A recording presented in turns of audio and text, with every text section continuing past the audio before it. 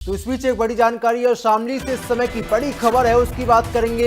UP STF को बड़ी सफलता हाथ लगी है, इस समय की बड़ी जानकारी है। और एनकाउंटर में 4 बदमाशों का अंत हुआ है, दी एंड हुआ है, इस समय की बड़ी जानकारी।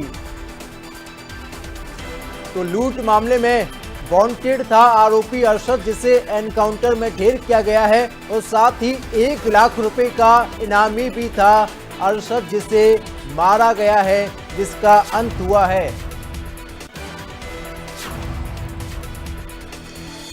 तो मुकीम काला गैंग का शार्प शूटर भी था अरशद, जिसका अंत हुआ, इस समय की बड़ी जानकारी है। और साथ ही एनकाउंटर में एसटीएफ इंस्पेक्टर सुनील कुमार भी घायल हुए हैं, जिनको इलाज के लिए अस्पताल में भर्ती कराया गया है, इस समय की बड़ी जानकारी है। बताया ये भी जा रहा है कि सुनील कुमार की हालत गंभीर है, इस समय की बड़ी जानकारी। और ये तस्वीरें आपके सामने, आरोपियों के पास से भारी मात्रा में हथियार बरामद किए गए हैं और साथ ही लगातार इस पूरे मामले की जांच पड़ताल की जा रही है, इस समय की बड़ी जानकारी है। और सबसे बड़ी खबर है,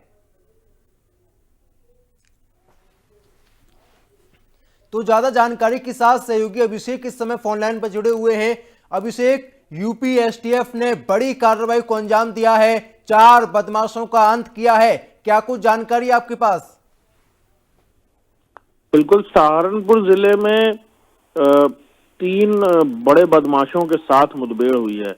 ये तीनों जो है वो मुस्तफा कग्गा गैंग के मेंबर हैं, जो कई सारी बड़ी घटनाओं को अंजाम दे चुका है। इन तीनों के साथ जिस दौरान एसटीएफ की मुठभेड़ हुई वो 20 और 21 की रात का समय था, यानी मिडनाइट का समय था, जब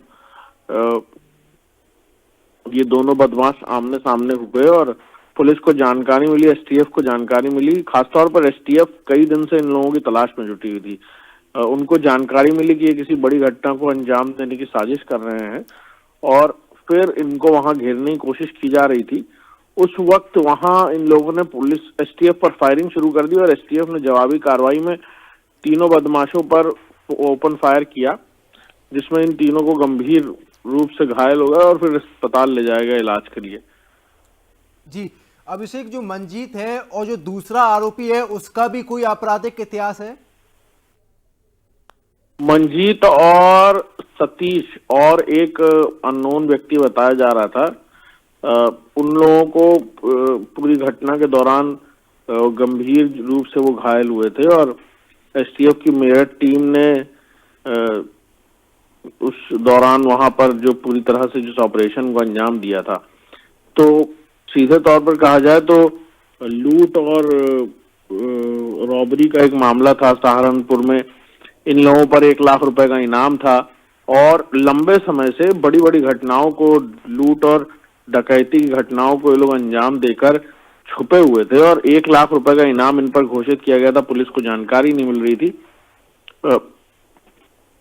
क्राइम की अगर बात करें तो तकरीबन 1 दर्जन से ज्यादा मुकदमे, यानी तकरीबन 15 से ऊपर मुकदमे इन लोगों पर दर्ज हैं इस पूरी गैंग पर। और कई सारी घटनाएं ऐसी भी हैं जिसमें इन्होंने इंटरस्टेट घटनाओं को अंजाम दिया, हरियाणा में, पंजाब में घटनाओं को अंजाम दिया है।